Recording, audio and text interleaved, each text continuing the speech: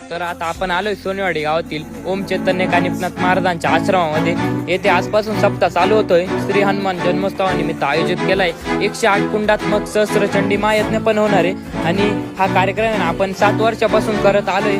तर येथे थोर महापुरुष आणि संत येणार आहे. तर तुम्ही पण या कार्यक्रमाचा लाभ घ्या आणि दर्शनाचा पण लाभ घ्या. यामुळं सर्वांनी या. आणि इथे बघू शकता आता एकदम खूप छान पद्धतीने सजावट केलेली आणि सगळी सजावट आहे ना सगळे तिथल्या भाविक भक्तांनीच केलेली आहे. खूप सुंदर सजावट केली आहे. नाशिक जिल्ह्यातील भोपाळ तालुक्यातील सोनेवाडी येथील नवचैतन्य कानिपनाथ महाराज आश्रम हे एक जागृत संप्रदायाचे केंद्र ठरलं आहे.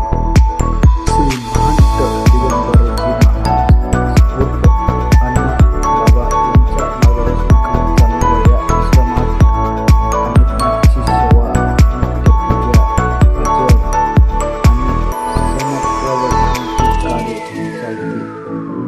येथे हनुमान जयंती, नाटस्तप असे मोठ्या उत्सवात साजरे होतात.